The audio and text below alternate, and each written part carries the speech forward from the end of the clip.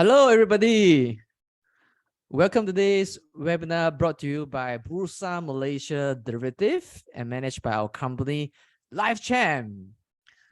So today we are very excited to be doing this topic that is titled Mastering Equity Futures, Tactical Tools for Trading and Hedging. So welcome everybody. My name is Shane Shu. I'm the moderator for this session. All right.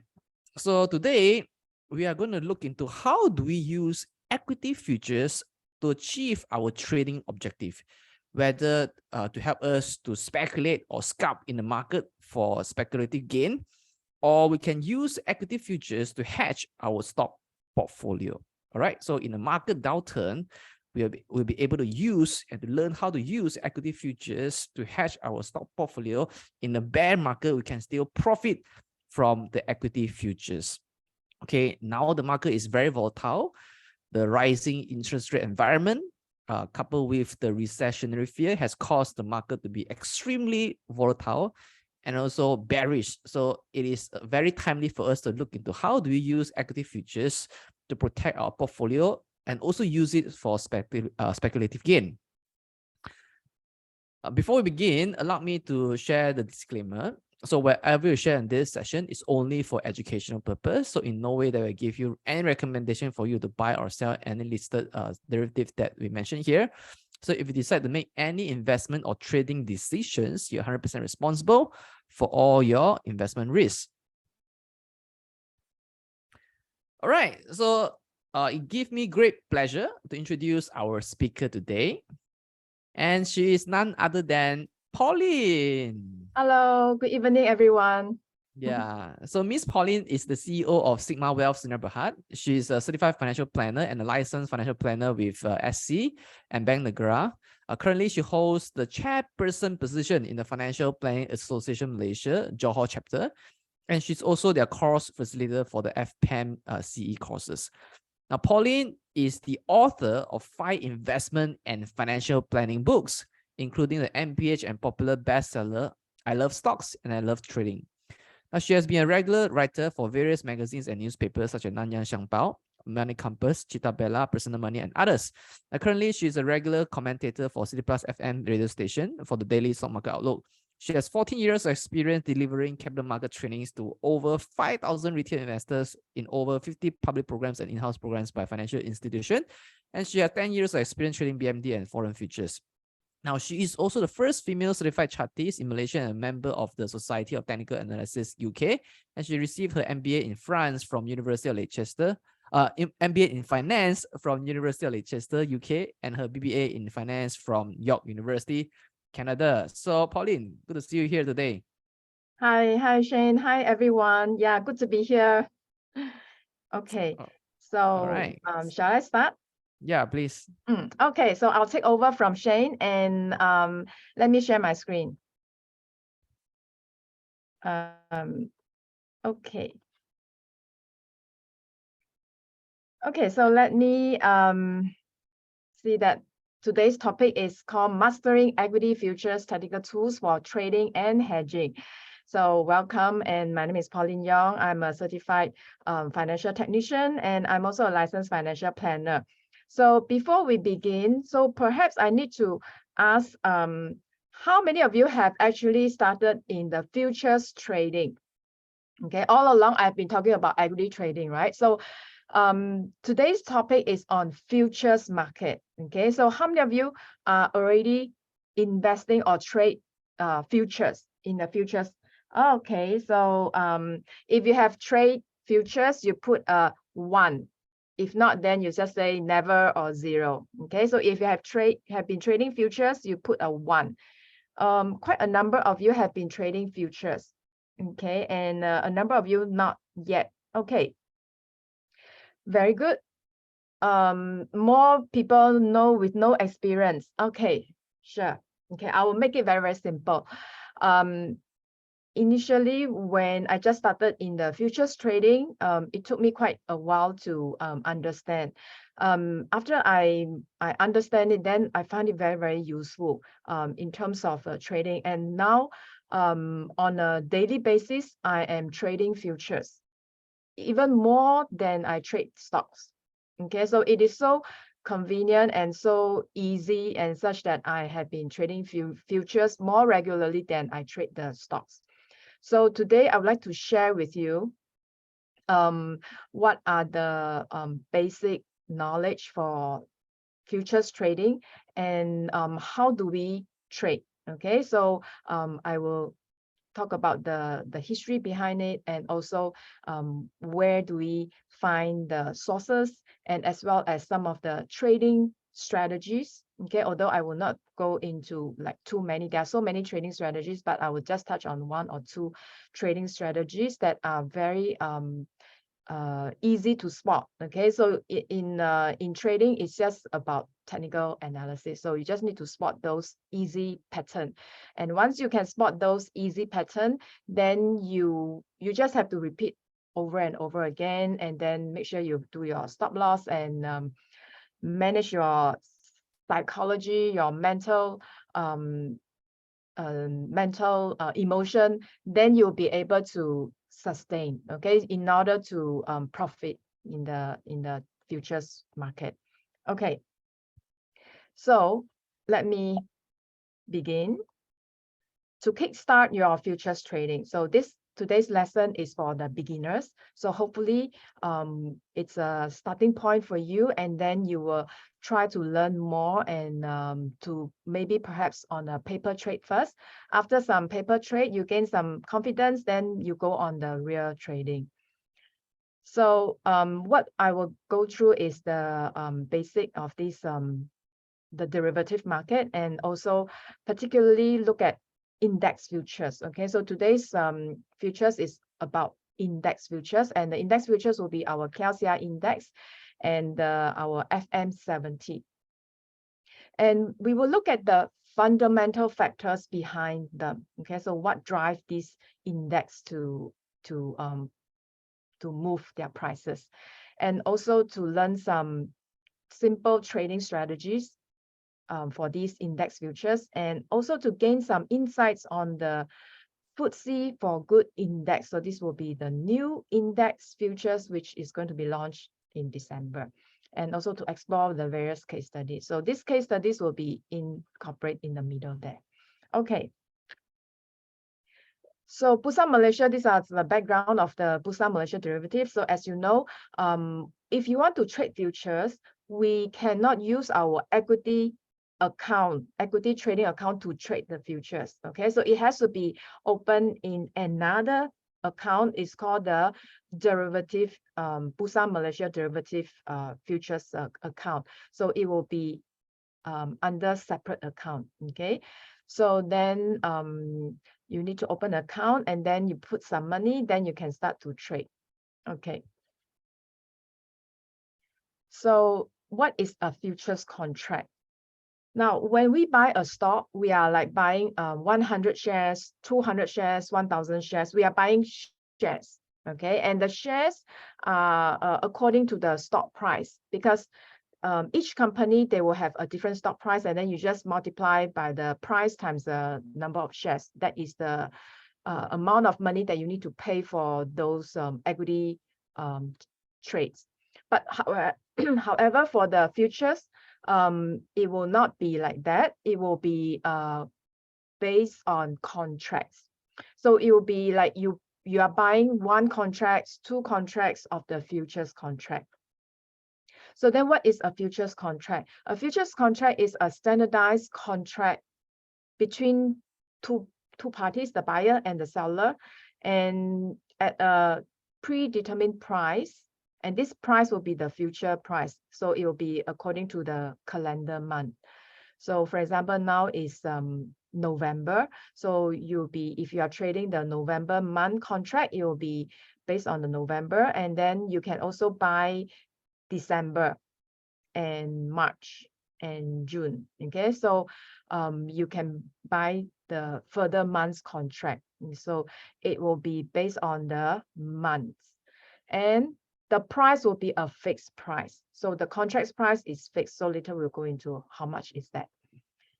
So it will be a contract agreed upon two parties, buyers and sellers, and the price will be the futures price. And the delivery and the payment will occur at the delivery date. So for the futures will be at the index futures will be at the month end. So for example, the last Friday of the month, or the last date of the month. So for example, November. Okay, so if I look to November, the last date of November is actually 30th of November, and that will be on a Wednesday. So then on this the 30th of November, Wednesday, that will be the last date. So if you happen to hold a November contract, so this November contract will be expired on this date. So what happened if, let's say, you hold a November contract and then you didn't sell, okay, you forgot about it, let's say you didn't do anything, you just bought that, okay, so what will happen? So don't worry, if let's say you buy and then you forget to sell, your brokerage house will sell it for you automatically at 5:30 p.m. So at the end of the day, then they will just have to close a position for you at the settlement price. So you don't have to worry, okay? You don't have to worry that your money is gone. No, your money won't be gone. It will be just closed by your broker account, and then the money will be given back to you, okay? So there are two major types of the futures contracts that are very, very popular that you can trade either in Malaysia or in any part of the world, as long as you have a futures market. So in Malaysia, we are trading very popular is the index futures and the FCPO, the crude palm oil. Okay, so we have the commodity futures and the index futures. These two are the most popular futures contract in Malaysia. So if let's say you are looking at trading the futures market, you want to ask what's the contract that people are trading. So most likely you will hear that people are trading the FCPO. So the FCPO is actually more popular than the index futures, and that FCPO will be more volatile than the index futures, which to me, because my risk is more to the conservative, okay, I cannot take too much risk, so I don't trade the CPO.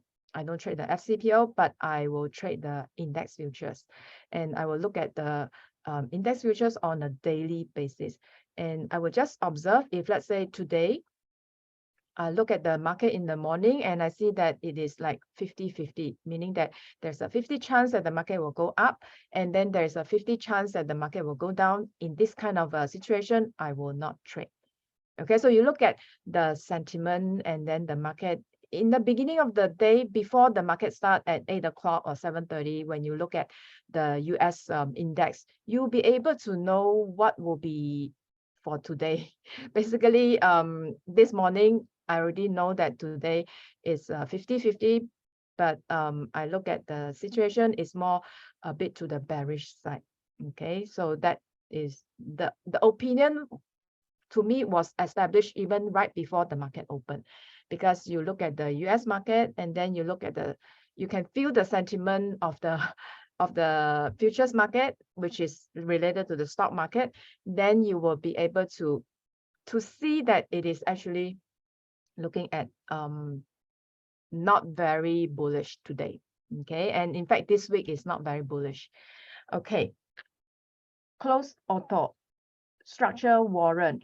Okay, yeah, some of you trade warrants, but this futures contract is not like warrants, because it is based on like warrants, it is traded in the equity market. So futures will be strictly in the futures market. Yeah, you see, most. Okay, so you said that yesterday the US was bullish, right? So naturally you would think that today the Malaysian Bursa index will be bullish, right? A lot of people would think that today is supposed to be bullish, but why is it that I look at it and then I said that it is bearish? Of course, there are certain reasons. Part of the reason is a political reasons. So not in a position to give my opinion, but then yeah, we are also looking at the political factors as well. Okay, so that is looking at the index, which means that we not only we have the external factors, we also have the internal factors. Okay, so but today we will just focus on the external factors. Okay. Okay, so here we are looking at the contract, a standardized contract. Standardized contract meaning that it will be specified. Okay, so the contract size, which means that for example, the FCPO, they have 25,000 metric tons for the crude palm oil. Okay, so that is the size of the contract. So for the KLCI will be the index. Okay, the contract is with the index. So the index is 1,400 1440, right? So that will be our size, 1440. And then the contract month will be the current month and the next month. So it will be November and December. And then plus quarterly month. So what are the quarterly month? The quarterly month will be March, June, September, and December. Okay, so we have the current month and the next month, and then plus the quarterly month. So the quarterly month is December, and so happen is also the next month. Okay. Then the trading hours, later I will show you here. So this is the code, it's called the FKLI. Okay, so we trade the index, KLCI index, and in the futures market it's called FKLI. And the crude palm oil is called FCPO. Okay. So here we are looking at 1 point. So for each index point, so let's say we buy the one contract at 1440. Okay, let's say this morning you look at the market and then you manage to buy at 1440. So you long a contract at 1440. Okay, and if let's say throughout the day the price, the index, okay, for the futures market, the futures market will actually link to the spot market, and the spot market will be our actual KLCI index. So if let's say the actual KLCI index is going up, okay, then our futures market will be also going up. But however, today is very strange, right? Because you see that our futures market was very bullish, okay, but the actual market was bearish.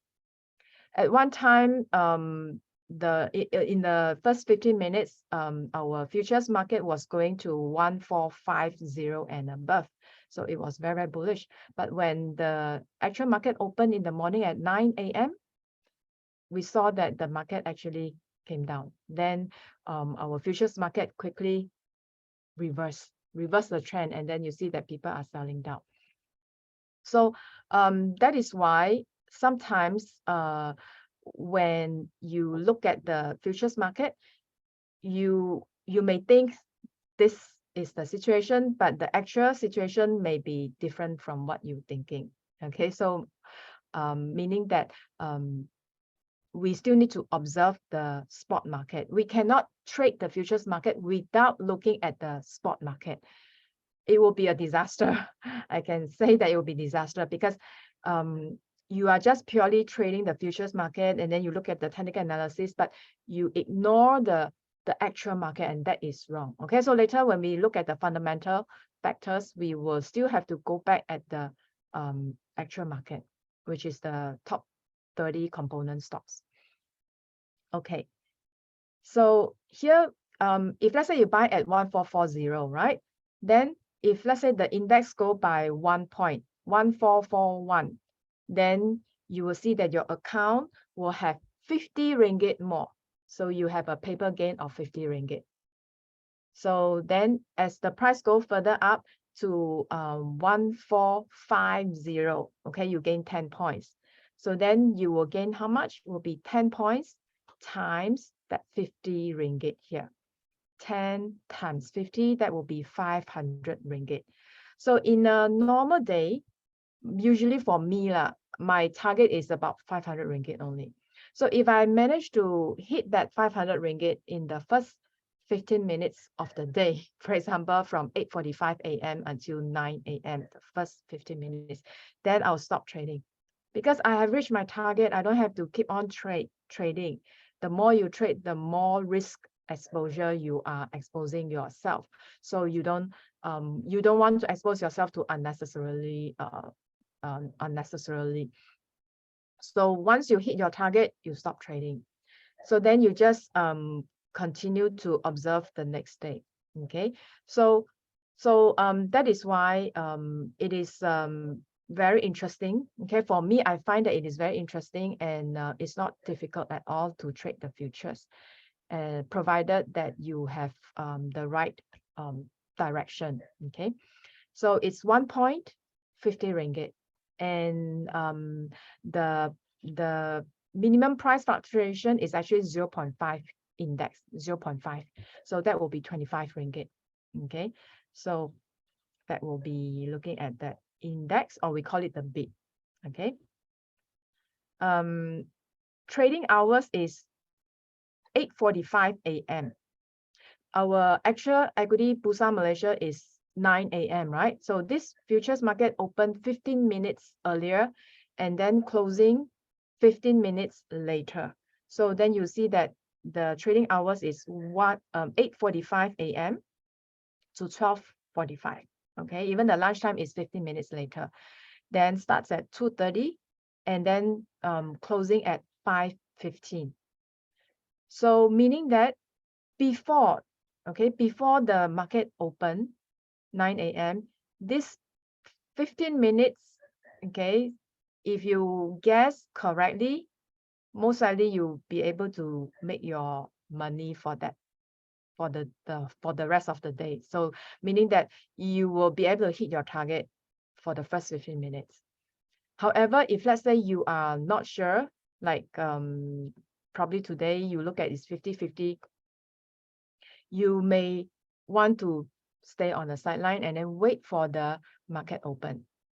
And sometimes, okay, another occasion is that when it was very bullish, okay, when it was very bullish, and then you are expecting the spot market, which is the actual KLCI index, to have a gap up.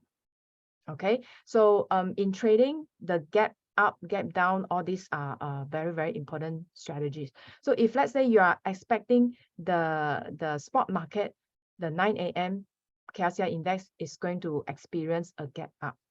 So what you can do is that you don't trade in the first 15 minutes.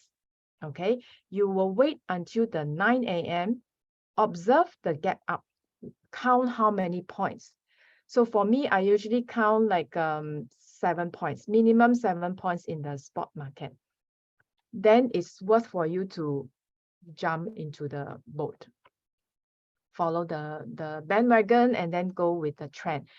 So if let's say you see that, hey, the gap up is only 5 points, then I think you just observe first. No need to jump in the boat for too fast, okay? Because the gap is not big enough for the momentum to go further.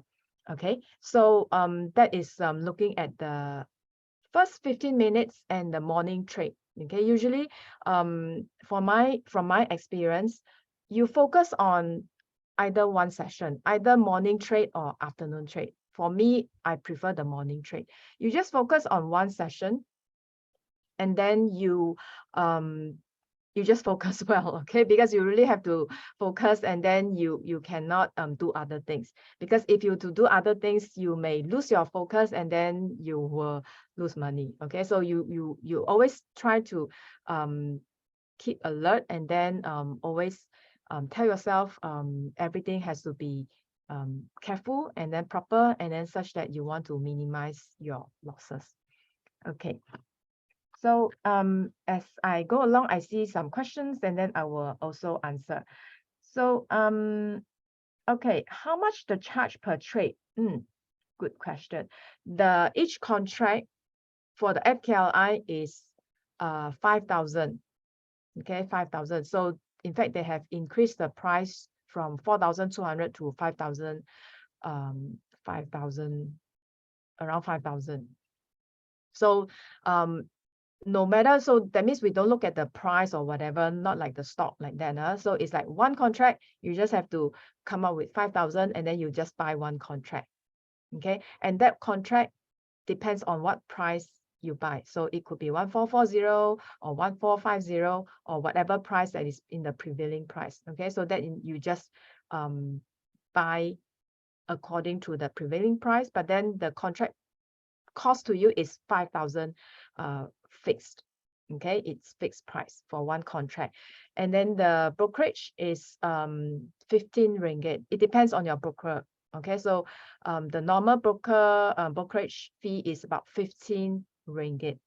Okay, so some will offer 12 ringgit, 15 ringgit, but it's more or less there. So when you buy, you have to pay 15 ringgit. And then when you want to sell means close a position up, you also need to pay 15 ringgit.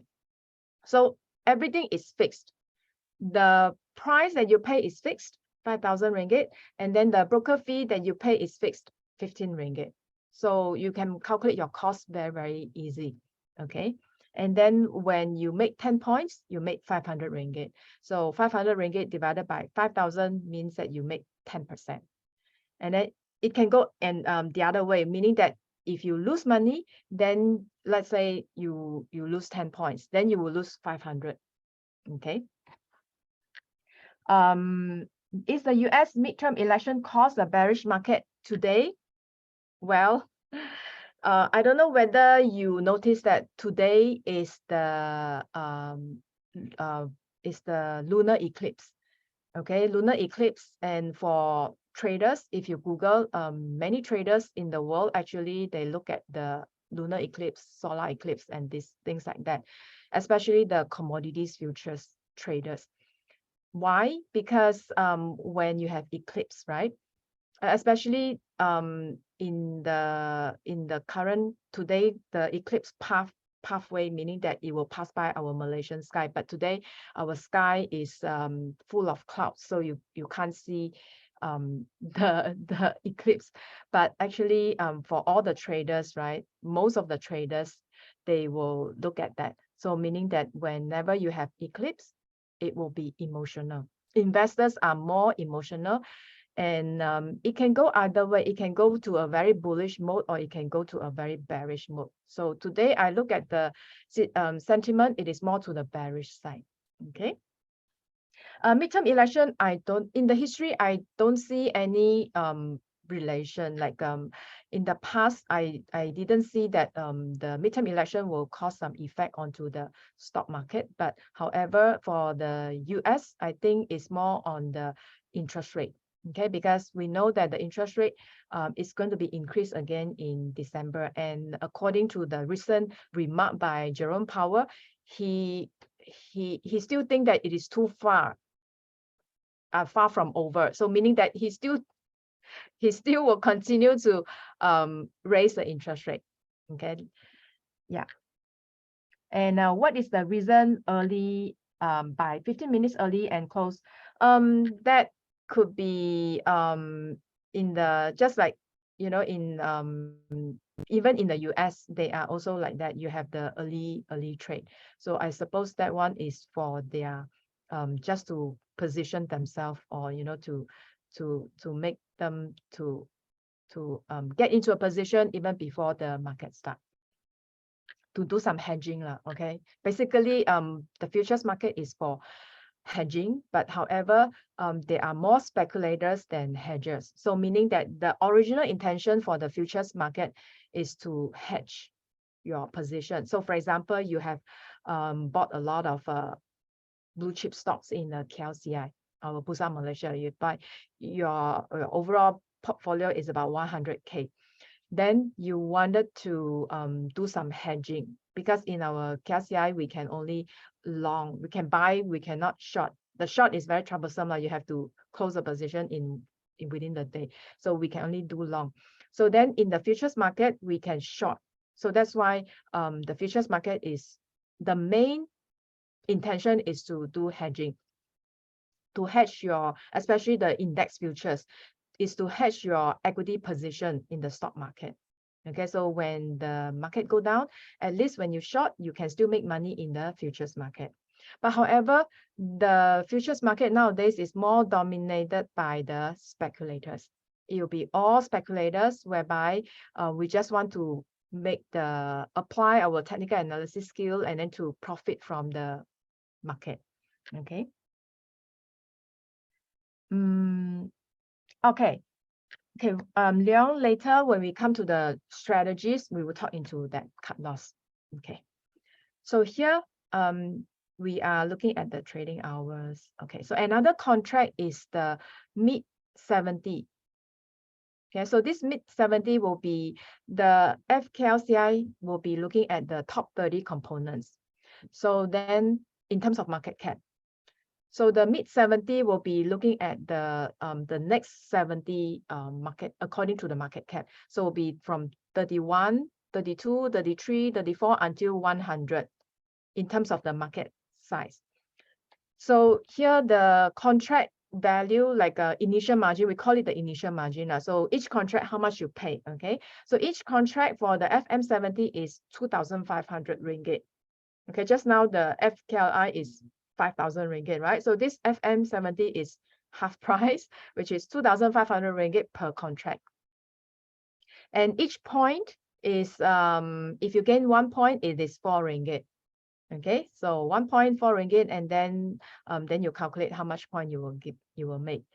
And same thing, 8:45 starts, and then also ends at 5:15. Now, of course, I forgot to mention, this is the after hours trading. So started last year, we had the night trading session. So that was, to me, I think it was very, very good, because usually if, let's say, you didn't manage to close a position, or you initially you still manage to make some money in the night trading hour, but nowadays the night trading hours also difficult to make money. Yeah, so actually for the night trading hours, it's we are looking at 9 p.m. to 11:30 p.m. Okay, 9 p.m. to 11:30 p.m. So that means we can actually look at the US market opening. So US market usually open at 9:30 our time, but starting yesterday or today, we are going to look at 10:30 p.m. started. So at least when the US market started, right, we are able to trade. If, let's say, you shorted a position during the day. Okay, let's say you shorted a position, you think that it is very bearish. Like I think last week there was one of the day whereby the Asian market was bearish, but then suddenly the overnight sentiment in the US become very bullish. So then in the past, if we do not have the night trading, we will have to wait until the next day, then we can close the position. But now with the night trading, you can quickly close a position during the night time. Okay, so which is, I think it's a good opportunity. They extend the trading hours. So then you are looking at morning, afternoon, and nighttime. So you can trade 3 sessions. So my advice is that you focus on 1 session. Okay, you don't trade the whole day, because when you trade the whole day, you cannot, your mind, I can tell you, your mind will not be able to focus, and then you will start to make wrong decision. Okay, so you try to focus on just 1 session. Okay. Friday, no night market. Okay, Friday, no night market will be until the Thursday only. So if you ask me why, I have no idea. That is the according to the Bursa market. Okay. Okay, so now let's take a look at the fundamental factors that drive the index. So for the KLCI index, we have top 30 components. So where can we find the sources? Okay, so here I am sharing with you the sources. So I share with you, this one is for Malaysia stock base.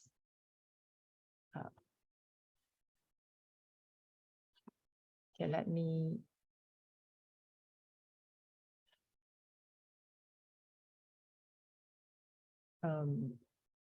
look at the chat.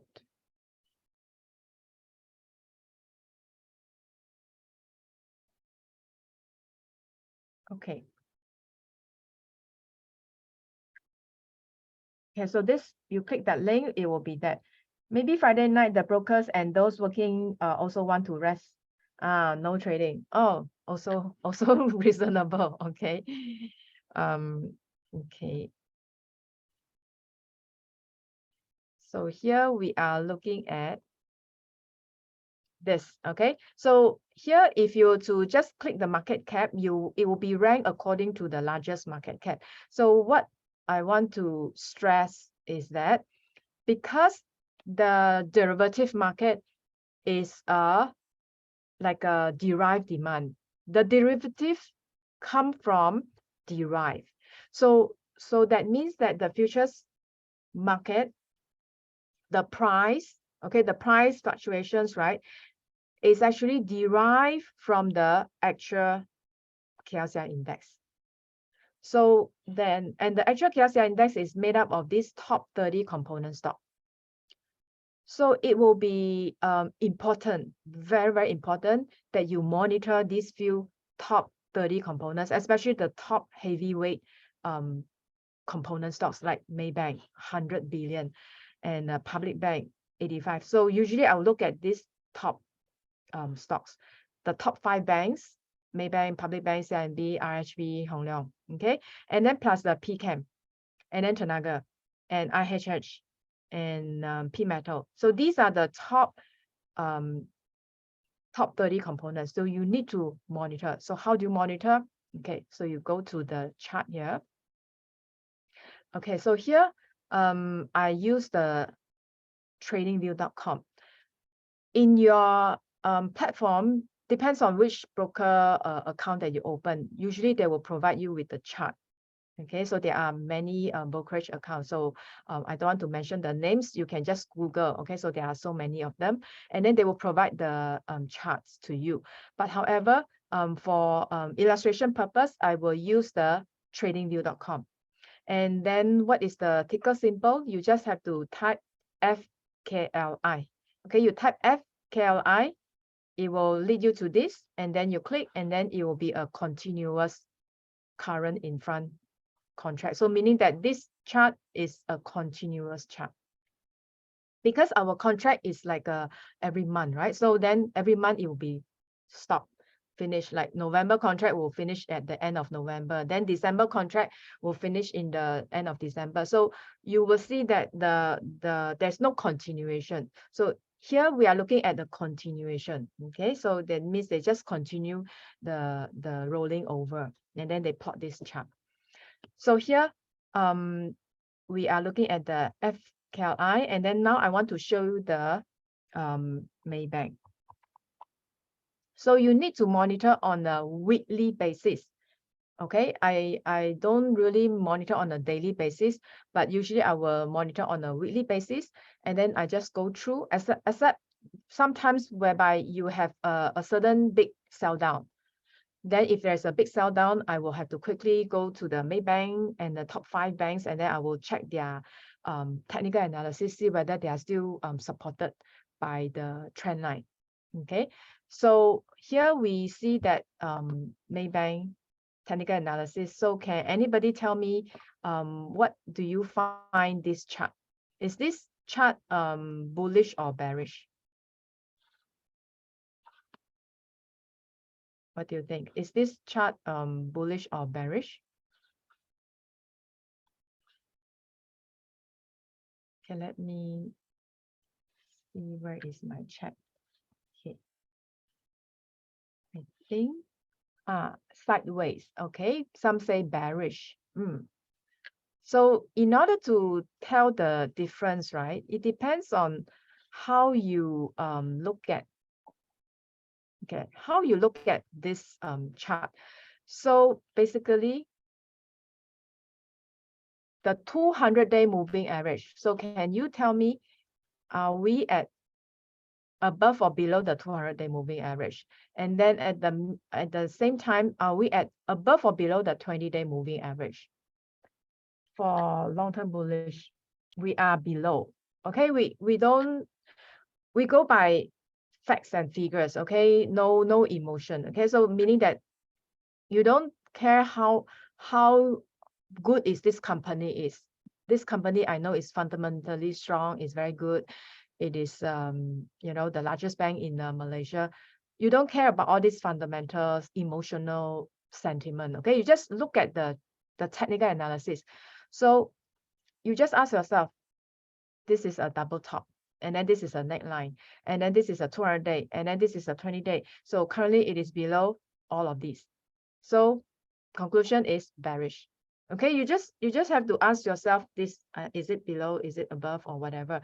And then if you see all the criteria, so you give a conclusion, it is bearish. Okay, then you know that the largest component, heavyweight, the most heavyweight stock in this KLCI index is actually currently in a bearish trend. Then you also look at other, like usually if Maybank is bearish, other banks also bearish. Okay, so now next I want to look at PCAM.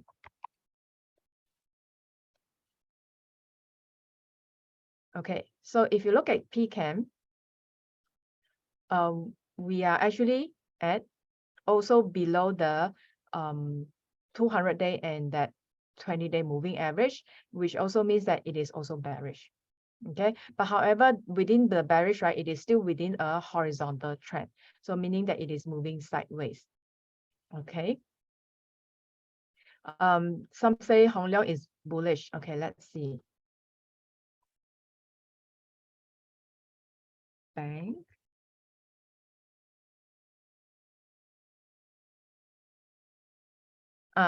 Okay, so Hong Leong Bank is above that 200-day moving average, but below that 20 days. So it is short-term bearish, but long-term is still bullish. Okay, so Hong Leong Bank, among all the banks, it is on a better position. Technically, it is on a better position. And then there's also another one, P Metal, right? And then also IHH and Tenaga. Okay. So this is P Metal. And you can see that it is above that 20-day moving, but below that 200. And overall, the trend is still on a downside. Okay, so meaning that most of these top 30 components, they are in a bearish trend. So once you get these fundamental factors, once you get hold of the fundamental factors, then when you go back to your futures trading, then you will be able to sense that you cannot have, although intraday you still can long, short, and whatever, but the bigger trend is that it is still towards the bearish mode. Okay, so meaning that when you want to long, you can still long, but then you cannot expect 20 points of gain profit. You probably will reduce your gain. Let's say you long at a certain price, and then maybe 5 points you close your position. So meaning that maybe in other days I want to take 10 points of a profit. So now I just take 5 points, and then I just close the position. Okay, so which means that this will give you the fundamental. So that means when you are trading futures, right, you have to look at both the fundamental as well as the technical analysis. Okay, because the fundamental will give you the longer term direction. Technical is more to the short term, but the fundamental will give you a longer term. Okay. Somebody asked about inter-Pacific free CDS opening. No, the futures market doesn't require the CDS. So it's not the CDS. Okay, so CDS is purely the equity market. So the futures market is just the futures market. Okay. So then we look at here. Okay, so we go back to the PowerPoint. So here we are looking at the, I need to speed up a little bit. Otherwise, yeah, I have to. So these are the top 30 stocks lah. And then the mid 70. So now we are looking at the mid 70. So the mid 70 will be from the 31 until the 100. So where can we get the sources? So we can get from, I share with you another source is called the Saham.my.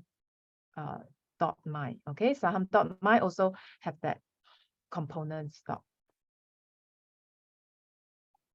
So this one is the mid 70, the mid cap stock, and you just click the market, and then it will be ranked according to the market cap. So the largest market cap is Airport, Gamuda, Inari, all this. Okay, so then you just have to monitor. Now, which one is better? Do you trade the FKLI, you trade the FBM 70? It depends on your preference. So if let's say you are more familiar with the mid cap stocks, like all these small caps, mid cap stocks, then perhaps you can trade the FM70. Okay, so if let's say you are more familiar with the blue chip stocks, the heavyweight stocks, then you can trade the KLCI. Okay, so it depends on your preference. Yeah, it's free. This website, all the websites that I show you, they are all free website. Okay, so so that is why I'm sharing all the free website here. Okay. Okay, so also the fundamental analysis, right? We also need to look at the macro. So for example, what is happening, or what is the main focus of the macro environment is the interest rate. So if you look at the interest rate, how many of you think that when the Jerome Powell stopped raising the interest rate, right, we should see the stock market reverse immediately and then go for a bullish trend? How many of you think that the stock market will reverse before the interest rate stop? How many of you think that it will be at once the interest rate stop raising, then the stock market will reverse? Or how many of you would think that even after the interest rate stop raising, the stock market will still continue to go down? Okay, give me your thought. One is that before the interest rate stop raising, okay, the market turn around. Number two, right after the interest rate stop, straight away you see the market go up higher. And number three, even after the interest rate stop, it will still continue to go down until sometime, then only you recover. Okay, interesting. I have about like I have some 3 and the 2 and the 1 is like equal like that. 1, 2, 3 are all equal like our election like that. Okay. Yeah. To me, my personal opinion is 3. So because I look at the historical trend, I study the interest rate hike and the policy, the interest rate policy and the stock market reaction towards the interest rate, and also the commodities, which is the crude oil price, okay, and also the US dollar. These 4 things are the US dollar, the commodities, the interest rate, and the Dow Jones Industrial Average for the 100 years chart. And I noticed that the 1970s, the late 1970s to the early 1980s, that recession, we are currently very, very similar to that recession, very similar. We had the same thing, is that the US dollar was, but during that time, right before the situation was that the US dollar depreciated early 70s, because the interest rate high was actually at the late 70s. So the late 70s until 1979, 1980, the interest rate was almost 20% for the US. Okay, 1980, and then they stopped raising the interest rate at 1981. But however, the stock market continued to go lower and lower until 1982 August. It continued to go down another 1 year. So what was the reason during that time? And that time was in the early 1970s, which means that in order to cause that, it brings back to the as early as 1971, when the President Nixon abolished the Bretton Woods system. And the Bretton Woods system is the gold standard. So during that time, the US dollar was pegged or tied with the gold. So meaning that if you have 35 US dollar, you go to the central bank, you can exchange with 1 ounce of gold. Okay, literally you can use your US dollar to exchange with 1 ounce of gold, 35 USD for 1 ounce of gold. So then because too many people exchange the gold during that time, so then they cannot sustain, and then President Nixon abolished, and then after they abolished, then they can freely print the money. And then when they do that, because Nixon was more on the spending type, so he spent a lot of money, so then he kept on printing money. So then the US dollar keep depreciating. So while US dollar depreciating, the oil price keep increasing. During the 1972, 73, 74, 75, the oil price keep increasing, and then while the US dollar keep falling. So what interesting is that the inflation was very, very high. Okay, it was caused by the cost push inflation, and as well as the imported inflation, because their currency was weaker. So imported inflation and together with that cost push inflation, so then they have this stagflation. So high unemployment, things like that. So when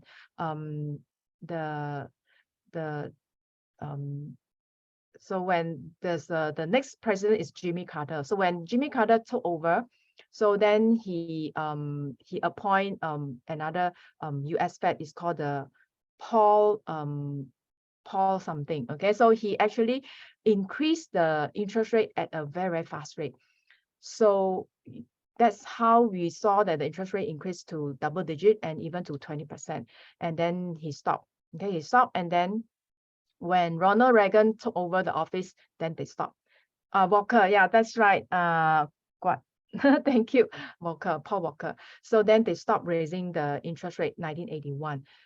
But however, the stock market continued to go down. Okay, so similar thing happened in the year 2000. So the year 2000, before that, the Fed was actually raising the interest rate, but however, they stopped raising the interest rate even before the 2000. And however, once they stopped raising the interest rate, right, even before they stopped raising the interest rate, the market already started to go down. Okay, and then when they stopped raising the interest rate, the market continued to go down until 2002. So these two are very, very similar. And of course, there were some exception. The exception was a 2008 recession. So the 2008 recession was the stock market, when they were raising the interest rate, the stock market continued to go up.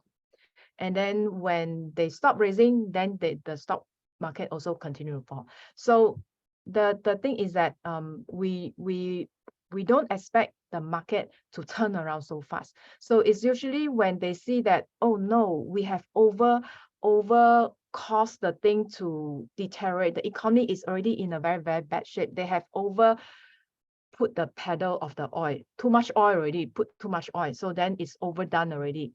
By the time they realized that it was overdone, the economy is already in a very, very bad shape. So how can the company make money in a weak economy? So of course, the stock market will continue to go down.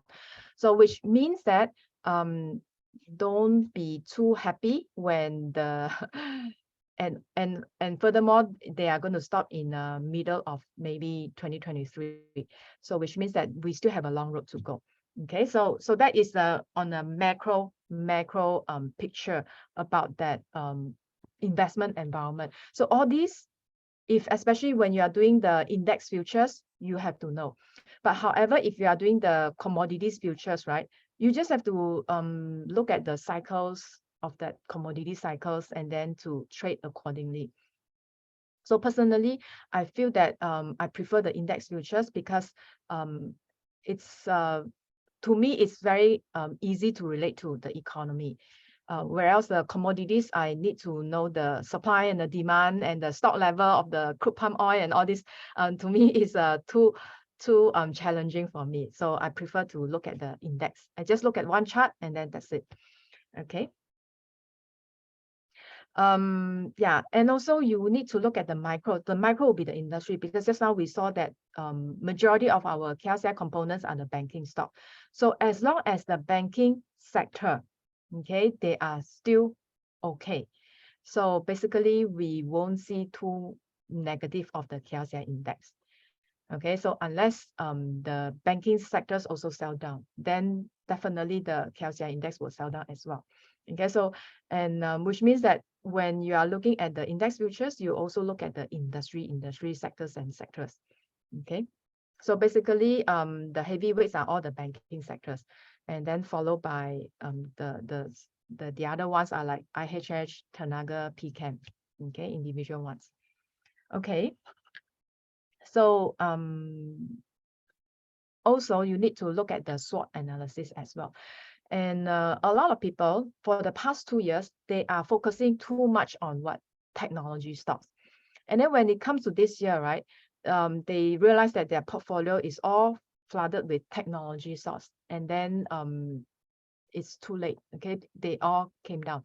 So it would be good that if you were to do a balanced portfolio whereby you have a portion in technology and then a portion in consumer and then banking, so that you have a well-balanced sector.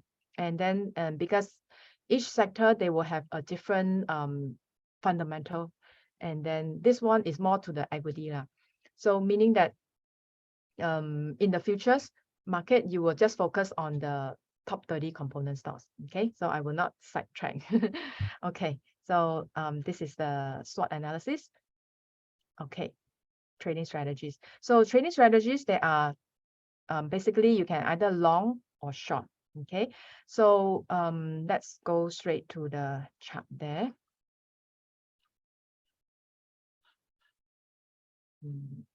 Where is my, okay, here. So I straight away I go to FKLI. Okay. Usually before I go to FKLI, I will have to look at the KLCI index. So today, because of the time, I just give you the FKLI. So the FKLI, I go for 50 minutes chart. Okay, so you can see that if let's say you are really looking for intraday, right? So you have to look at 5 minutes, 15 minutes chart. So if let's say you see that this one is a 15-minute chart. So the 15-minute chart, if you to zoom in, basically we just last week we just had this sharp fall. Okay, sharp fall, and then with a sharp rebound, and then now we are falling, and then like this. So this was a 15-minute chart. Okay, so first week of November.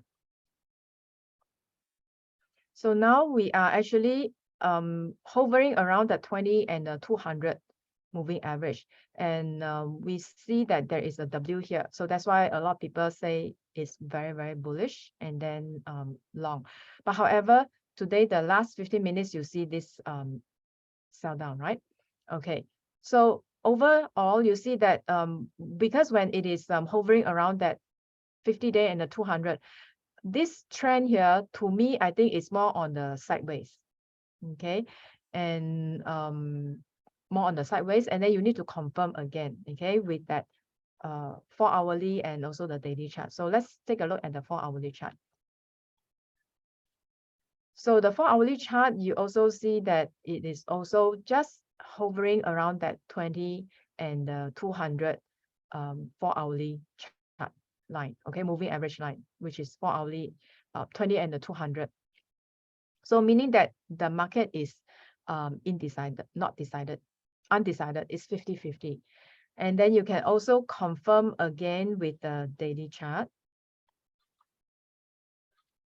Okay, with the daily chart, the trend is clearer. This whole thing is below that 200-day, and this is a downtrend. You can draw a downtrend line, and we are still at the downtrend line. So meaning that if you were to look at the daily chart, the bigger picture is it is still in a downtrend. Okay, but however, when you look at that 15-minute chart or shorter time frame, it could be bullish, it could be bearish, and you just trade accordingly. Okay, but to me, if let's say the bigger time frame is bearish, then when I trade the smaller time frame 15-minute chart, I will try not to be bullish. Like for example, if I were to long, and I won't long for like 20 points, unrealistic. Maybe I'll just 6 points. And then if let's say you feel that you do not want to risk your money, you just stay at the sideline. Okay, you don't have to trade. Sometimes you trade for the sake of trading. It's not worth it because the market is too volatile. Okay, so you just have to wait patiently for the chart pattern. So for me, usually I will wait for the chart pattern. Okay, so for example, you look at this part here. Recently there was a double top here. Okay, we just look at recently lah. There is a small double top here. So this small double top was actually from October till the first week of November. Small double top. Here you see that it's a double top, right? But let's see the 15-minute chart. It will be clearer to you. So just now we saw October 21st, right? October 21st. So October is here, 21st is here. Okay, so this is it's much clearer in a 15-minute chart. It's very clear. So you can see that it is a neckline. Okay, so this chart pattern was very obvious. Okay, so and the chances of success rate is higher as well. Why? Because the bigger time frame is bearish. And then when the shorter time frame is also showing some bearish chart pattern, and you see that it's about to break, you just have to trade all this very obvious chart pattern trade. Okay, so in this case, you wait patiently. You wait for the trend to break. Okay, this one is a 15-minute chart. So then finally, 9:45 a.m. November 3rd, the one whole candlestick is below this neckline. Okay, and sometimes once you see that this one whole candlestick is below, right, you quickly go and check the 4-hourly and 1-hourly chart. Okay, so just now the November 3rd is here. So this is November 3rd. Okay, so November 3rd, you see that in the morning, it is still, the whole candlestick is still forming. It's not yet formed. So under this kind of a situation, normally I will wait for the afternoon because I need to see the whole candlestick is formed. So when you see that it is about to form, you are quite sure that it will be down. Okay, then you can short. So here you see that this whole bearish is very bearish. Then basically until the noontime or afternoon time, you can short. So, but here we are looking at a confirmation. So you need to confirm with a 4-hourly chart. Sometimes, okay, sometimes the 15-minute chart is showing negative already. But however, the 4-hourly chart, not yet. Then you don't add. Okay, usually for me, I don't add first now because I just want to confirm. So I want to confirm with a higher time frame, which is the 4-hourly or the 1-hourly. So then only you will add. Okay, once you see that, then you can set your profit target. So the profit target, you just have to measure the height of the chart pattern. Okay, this height, and then you can go accordingly. So usually I won't go exactly as the height of it. I will go somewhere below it. Okay, because just in case it didn't reach there. So that is the price target. Then cut loss. Somebody asked me the cut loss, right? So for the cut loss, usually either you will do look at the situation, because in it depends on whether you are in the intraday or longer swing trade. For longer swing trade, usually I will look at longer time frame. So meaning that I don't cut loss within the day, okay, because if it's a swing trade, you just have to wait for the whole situation or the candlestick to form, then only you will make a decision. Okay, so which means that for swing trade, the cut loss may be a bit wider because that is a swing trade. But however, if let's say you are on an intraday, right? Intraday, you can put a shorter time frame, and then within the day you have to close the position. Then you say that, okay, 5 points I need to close, means 5 points I will go, and then certain points. And sometimes you will have to look back at the neckline here. And then if it managed to go back up to the neckline, then only you will close the position. Okay, so the neckline will be your decision point. So because you short here, right? So therefore the neckline is somewhere there. So from here to here is about 5 to 7 points. Okay, so that means that will be your cut loss.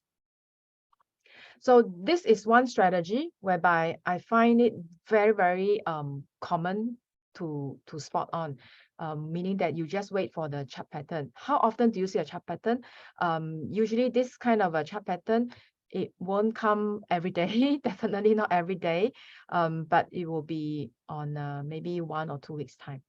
Okay, so that means that one month you probably if you just want to wait for this kind of a chart pattern, you probably will only have 2 trades, okay, which is reasonable. So if let's say you are the type whereby you are very fast action, you want to trade on a daily basis. So if you want to trade on a daily basis, then that will be another strategy. Okay, so it will be different. So for me, I'm more to the slow person. I'm not fast. I'm not fast enough to react, so I can't go for the fast strategies. Okay. Okay. Okay, have to continue. Okay. So this is a bullish, meaning that long, and then if it's a bearish, then you will short. Okay.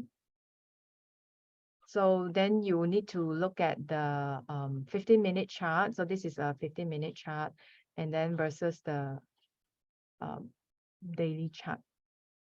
Okay, so this is a daily chart, daily and the 15-minute chart. So you see the big macro view, and then you look at that. So if both macro and the micro are bullish, then you trade long, is success rate is higher.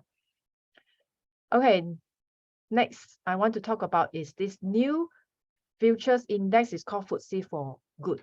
Okay, FTSE for Good, it will be a new index that will be launched in next month, December. So Bursa Malaysia Derivative will be launching a new ESG index futures contract in December 2022. So I'm sure now everybody knows what is a ESG, right? So ESG stands for environment, social, and governance. So basically we want to keep up to the trend. The trend is that everybody, investors are all looking at ESG theme. So it will be interesting to have another alternative to trade this ESG index as well. So then what is this ESG index? Okay, so if you were to look at here, there's a comparison. We see that this the ticker symbol will be this F4GBM. Okay, so this is a ticker symbol, and it will be multiplied by, okay, let's see, will be multiplied by 50 ringgit. Okay, so same as the index, 50 ringgit, and the index will be currently is about 800 index. Okay, the FM70 is about 12,000. Okay, so where do you find this chart? You can find in the TradingView and investing.com as well. You just have to type. Okay, so this one is a 5-year performance. So you can see that it follow our Malaysian KLCI index very, very closely. So we also have the horizontal trend at the moment. So it is having a horizontal trend. And this one is comparing our KLCI index and the FTSE for you, FTSE for Good index. It is almost mirroring, You see, it's same. Okay, why? Okay, here we see that currently there are 87 constituents in the FTSE for Good Bursa Malaysia index, which also include 26 FBM KLCI constituents. So meaning out of the 30 component stock in this FTSE for Good BM index, right? It has 26 out of the 30. Of course, this one mirror the KLCI, okay? And this was launched in December 2014. Okay. And what is the framework behind? The framework is that all the public listed company by since 2016, okay, since 2016, all the public listed company in Bursa, Malaysia, they have to include this ESG or sustainability report in their annual report. So I even cracked a joke with my student. I said that if you want to know which company, which public listed company is very good in their ESG, you look at their annual reports, the number of pages. So those companies with a lot of very thick annual reports, like Maybank is 200 pages and Gamuda is 188 pages. So if you're looking at these companies with like 200, almost 200 pages of the annual reports, you can see that their sustainability report is about half of that, almost half of the pages there. So which means that this company, they are very good in the ESG effort or movement, and which means that they score very high, which means that the fund managers will like these companies. Okay, so what do they do then? KLCI company rating, yeah. Okay, shortly I'll come to the rating. So here we are looking at E stand for environment. So environment will be looking at the greenhouse effect and the pollution and things like that. So obviously there are certain sector by default are not good for the environment. Okay, so you know what are those sectors? They are the energy, exploration, plantation, deforestation, and all this. Then you have the social. Social will be looking at labor standard. Okay, now I have to highlight the labor standard because this has been our Bursa Malaysia, the stocks team. Okay, meaning that there are certain stocks in our manufacturing, especially the manufacturing sector. They were having some of these issues. Okay, for example, the Top Glove, VS, and they were having some issues there. So then that will cut the rating, and then when they cut the rating, then the fund manager will not buy those stocks. Okay, so this is the social. And the governance will be looking at their transparency within the governance rules and regulations, and even within the corporate, whether they are transparent to the within the company and to the shareholders. Okay, the governance. So if you score highly, then of course your rating will be high. So where can we find the rating? So the rating here, you just have to Google, and then they will link you to this Bursa Malaysia website. Okay, so here is the rating here. All our public listed companies are here, and you can see that are they part of the FTSE4Good index? Yes. Okay, so this is part of it, and some are not. So these are their stars, their rating. So these yes are the one with 3 stars and above, then they will be classified under here. So there are 87 of them.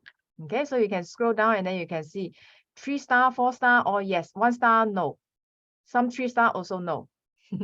Okay, and 4 star, yes. Okay, so if you this is also a good reference for you to buy some, because now you know the stock market is very, very weak, right? So it's good for you to accumulate stocks. So if you want to looking for what stock to buy, you come to this list and then you see that these are the potential good stocks to hold. Okay. Okay. So we go back here, and so this is the index. You can see that the performance. Okay, and these are the components, which are mostly our top 30 components plus some mid cap stocks. And you can see that number of company, looks like the consumer and financial, the banking and the industrial, they are included. Okay, there are some utilities and even energy also can be included here. So it depends on their effort. So for example, you look at Tenaga, okay? Tenaga, although it is a utility and then they use the coal and the crude oil and all this to generate the electricity. But nevertheless, we do see that they have this renewable effort, renewable energy, solar energy effort. So which will add some points there. Okay, and some of the plantation sector, for example, Sime Darby. Although the plantation sector, we have pollution and things like that, deforestation. But however, if let's say this company, they have a lot of effort onto the environment, renewable energy, they will score points as well. Okay, so you just have to read their sustainability report in the annual report. So FTSE for Good, Bursa, Malaysia Index, you can see that the banks, Public Bank and Maybank are the largest constituents. Okay, so that means they are the heavyweight. Sime Darby has a forced labor case. Okay, then then there will be marks will be scoring will be deducted, will be affected a little bit there. Okay, so you see the banks are more into the heavyweight here, and then followed by the Tenaga, and then the Petronas, all this. Okay. Okay, then we come to this part whereby when you trade the futures index, okay? So when you trade the futures index, it's a trading. So anything to do with trading is risk, full of risk. It's not like investment. Investment, you don't have to think so much whether to cut loss, not to cut loss. But if you are trading, right, this cut loss, not cut loss, stop loss, whatever, is always in your mind. For example, for myself, if let's say my trade is a short-term one, okay, so what I'll do is that once I place a position, right, then I will, before I place the position, I already have the stop loss figure there. Then once I put a quick execution, I got that either long or short, I got that contract. Then the next thing is that I will have to get ready my button. Usually I will do a manual stop loss. I don't do auto stop loss, but I'll just monitor and then I'll do a manual stop loss. Then I'll put my finger, okay? I key in the price that I want to stop loss. I key in the price and then I'll put my finger at that button, okay? So if it happened to reach that level, okay, so then I'll just have to stop loss, cut loss, okay? So meaning there is no emotion attached, okay? You don't have to keep thinking, should I cut loss, should I not to cut loss, should I wait and see, or all these things, okay? So no, so you just have to follow the candlesticks, okay? So that is money management, risk management. What is risk management? Risk management is whereby you want to reduce your risk. There are three levels of risk management, three layers. The very first layer, I'm just talking about the overall, okay, for any investor, not only for this futures trading. For any investor, the first level of risk management is your asset allocation, your asset class allocation. So if let's say you are the conservative type, then you will put 50% of your money in the fixed income, meaning the money market fund or the FD. And then you will put 50% into that trading, investment, equities or whatever. So at any one time, you do not risk more than 50% of your money in the equity market or in the trading. So that is the first level, first layer, asset class. Okay, so you limit your risk by your asset class. Then the second layer is the your position sizing. Okay, so for example, the past 2 years, too many people see the good things about technology stocks. So then when they buy, they subconsciously they didn't realize that they are buying too many technology stocks. Okay, they didn't realize because they didn't do proper planning. So then the position sizing didn't take into consideration. Then you will run into a situation whereby you will be ended up having overexposure into one particular stock, one or two particular stock, overexposure. So that is called position sizing. So you need to reduce that risk. You need to reduce the position sizing into a maximum position sizing. So for example, 2% of my portfolio. So at any one time, it will not be more than a certain percentage of the total overall portfolio. Okay, so that is second layer, position sizing. And the third layer will be your stop loss. So this stop loss will be either go by your technical analysis, either you go by the fundamental reason, or either you go by the time factor. Okay, for example, some people they trade according to the time, say, okay, by noon time, close all my position. Just close, whether you lose whatever, just close at the noon time. So that is called the stop loss, which is the third layer. So if let's say you follow these three layers, right, then you are able to manage your risk better. And of course, money management is more towards the trading side. Trading side meaning the stop loss, position sizing, not so much on the asset class allocation. Okay, so the risk management is more on the overall, whereas the money management is a subset of the risk management. Okay, so money management is just part of it. So when it comes to money management, we have to look into the detail part of the trading, whereby we have to put a stop loss, and then we have to put a maximum position sizing, and then we have to trade according to the risk and reward ratio, and then don't average down. Okay, although this is here, but it depends on the situation. Okay, so sometimes in layering. Okay, so when you trade, you will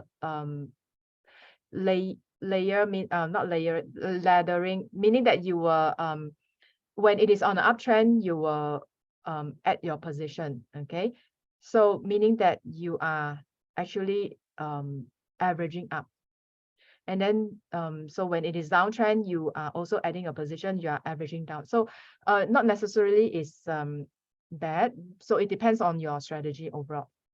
But why I put here is that don't focus too aggressive on this averaging down, okay? Because you want to get even or whatever, and then you must have a limit. Okay, so don't ended up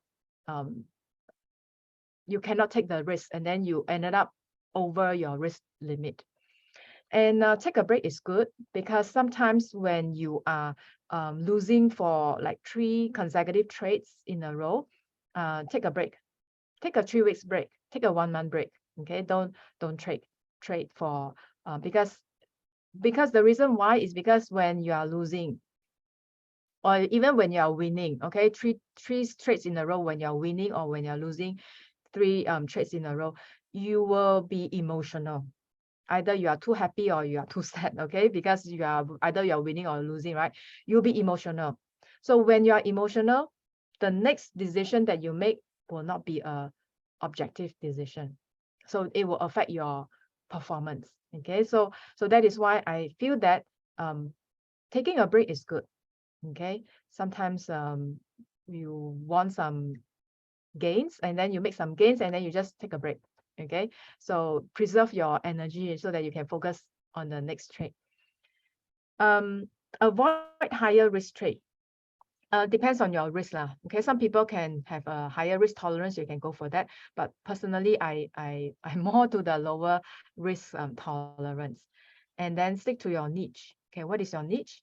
Some people, they are very familiar with the index, like they have been observing the index for many years on a daily basis, so they are very familiar with the index, and then they know how the index will move, and then the behavior of the index, and the behavior, especially the behavior. So some are good in commodities, for example, the crude palm oil. So you know the behavior well. So you just have to stick with that market. Okay, you stick with your niche. Don't try to keep jumping. There are many financial markets in the world. You jump from one commodities to another commodities, or you jump from one forex pair to another forex pair. So because even the Forex pair, they have their own behavior as well. So if you are good at certain thing, you just stick with that. Okay, and then to repeat over and over again. So the reason why you need to repeat over and over is because you need to get to a point whereby you are very good in execution. Because when you do things over and over again, right, it becomes subconscious to you. When you do things, is something new to you, you will think it is very difficult. It is every decision is very consciously making the decision. But however, if you are doing it over and over again on a daily basis, whenever you see this, you do this, and then whenever you see that, you do that. That means you are automatically subconsciously get into your brain, and then you just have to execute it. So that will be at a higher level. So if you can reach that higher level, that means that you are not emotional anymore, and then you just carry on with your trade according to the situation. Okay, and of course the last one is not to have a vengeance trading. So especially when you lose some money. Okay, so when you lose money, you wanted to get back your money, then you even have a higher position. That is dangerous. Okay, or sometimes even you have a big win, okay, and then big gain, and then when you have a big gain, then you become very optimistic, then you take on a higher risk, also very risky. Okay, in summary, we want to select the instrument to trade. Very important, you select your niche. So if you are good in KLCI index, you trade the FKLI. Although the number of trade occurrence in a month is not too frequent, but however, it is safer for you because you are very familiar. Have a few strategies on hand. Okay, for example, the strategies that I taught you is the chart pattern strategies. So perhaps you can have a RSI strategy or a divergence strategy. Okay, so different strategies, or gap trading strategies. And identify the most favorable risk reward ratio. Okay, 3 to 1 is ideal. Take profit and cut loss according to your plan. Okay, so before you enter, you must have a certain level, how much you want to profit and how much you want to cut loss. You already have that in your plan, then you execute it. So review your trades, reflect on each trade. Okay, because if you keep a diary, then you know what was your mistake, and then so that in the future you don't do the mistake again. Okay, so okay, I think I have finished. Okay, the time is just right. So yeah, so if you have any questions, you may write in the Q&A box and Pauline will address them accordingly. But I'm sure that Pauline have addressed so many questions just now. So if there are any more questions, let's do a few. If there are, you can write in the Q&A box, okay? Okay. So for some of you who are new, perhaps it's an introduction to you, and then so you will look into it, and it's not as difficult as you think. It's quite easy. To me, it's easy. Yeah. So let's do one chart. last question from Lee. What are the strategies to trade intraday in FKLI? Okay. For the intraday, I find that the gap trading as well as the chart pattern trading, these two are the more reliable strategies. So if you look at the gaps, you calculate the gap, certain point, then you go in, either gap up or gap down. Okay, then you go in, and then you just trade with the trend because the momentum is there. The bigger the gap, the bigger will be the momentum. And also sometimes you have the gap together with the chart pattern. That's ideal. So meaning that you have double top and then followed by a gap down. Wow, that is ideal. Okay, so then you just have to trade with those trade. All right. So, okay, one more question by Edmund. How long is the period of each index futures that you use for trading? How long is the period of each index? You mean the time frame? You mean the chart time frame, or the holding period? What do you mean by is okay? If it's a time frame, I believe. Time frame is a holding period. Okay. So it depends whether it's an intraday. So if it's an intraday, I have to close within the day.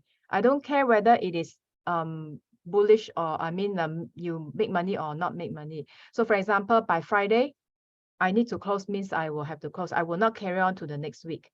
Okay, so that is the depends on my objective. So sometimes I will have a swing trade. The swing trade, I may hold the position for months. Okay, I have hold the position for months before, and then the intraday is within the day. Okay. Okay, Jane has a question in the Q&A box. ESG similar as 33 or what Yeah, is she's that? asking. I think she's asking, how important is each ESG? Oh, the importance are actually there is a scoring for that. Okay, so according to the scoring, yeah, it is about 1/3, 1/3, 1/3. Yeah, it is about that. So there are a few rating company also, so it depends on their scoring, but basically it's about that. Okay, now Dexter would like to ask, Spread. do you trade Yeah, I do. FKLI spread? Yes, I do. You Yes. do? Okay, usually I don't purposely trade the spread because, for example, if you think that it's 50-50 and then you go and open a spread, no, I don't do that. Usually when I trade a spread, meaning that I had an original position. So but the thing didn't turn out to be my original intention, and then it is going down opposite direction. Then I have to create a spread. After the position turns sour, I have to create a spread. So then I'll be getting a spread. Then from there, I will monitor. So I will take profit on the one leg, and then I will take profit on the other one. You get me? So meaning that I don't purposely go into a spread position. No, but it's after when things turn sour, then I'll convert into a spread. Yeah. Wash. All right. Sell. So Chong would like to ask, can intraday loss be used to offset gain? Any wash sale rule? What is a wash sale? I don't understand. Offset gain. Oh yeah, sure. Of course, you should have a gain and loss. So what you mean is that used to offset the gain.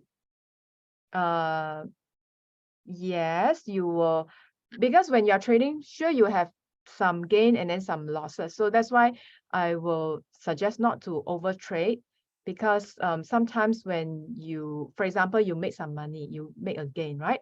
Then you'll be very tempted to trade again because you want to repeat that trades to make more money. But very often you will lose back your money because you are emotional already. You are being emotional, and then you are over optimistic, and then you underestimated the risk. Then you ended up losing back the money there. Okay. So sometimes you just need to take a break. Yeah. All right, so it looks like there are no more questions on my screen. So let me go to my slide. All right, so there are still so many of you here. So I have great news to share, which is, if you're participating in our post-webinar survey, we are going to give away a Touch and Go e-wallet reload pin worth 30 ringgit to 10 lucky respondents who answer our survey questions. Okay, so we will randomly pick 10 persons who answer our survey questionnaire, and we'll give you 30 ringgit Touch and Go e-wallet reload pin worth 30 ringgit. So the survey will be launched right after this webinar and will also be sent to you via email. So we will reach out to the lucky winners within 2 weeks. Aside from that, since today our topic is on equity futures, we also want to let you know that we have this FM70 and Win trading competition. So if you trade FM70 and you reach a certain, you have reached the top volume lot size, then you'll be able to get some of the prizes, okay, cash prizes. Okay, so for retail investor, you may participate in the retail trading category. So you're not competing with the professional traders who has huge volume. Okay, so you're only competing with the retail trading category, where if you have a lot of trading volume, then you'll be able to walk away with some of the cash prizes. So the second round of the campaign started 1st November, which just started last week until 31st of December. All right. So if you don't want to trade the FM70 so regularly, You can also join this FM70 quiz challenge. So this is bi-weekly quiz challenge that will be hosted on the Bursa Malaysia, Bursa Marketplace social media account. So what you need to do is just answer the quiz in the Google form. All right, and then you'll be able to stand a chance to win 100 ringgit. Okay, so we're giving out to about 24 winners. Last but not least, we also have this, derivative e-learning series, DEL, which is prepared and presented by SIDC. So if you want to learn more about derivatives, SIDC prepare an entire series of e-learning series on derivatives, so you can go there and learn about derivative. Okay, now our next webinar is titled Trading BMD Futures for a Living, Critical Lessons You Need to Know to Get Started.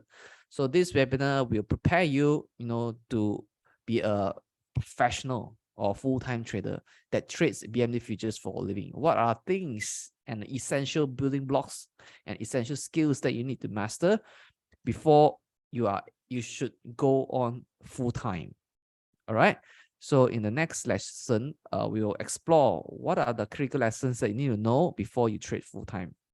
All right. So it's happening on 24th of November, 2022, 8:30 to 10 p.m. So here is the registration link I given you in the chat box. So you may register for it right away. All right. So with that, I will conclude my session for today. So thank you, Pauline, for sharing with us about how to use equity futures for trading gain and also to hedge our portfolio. So thank you everybody for tuning in to this webinar. Hope that it has added enormous value to you.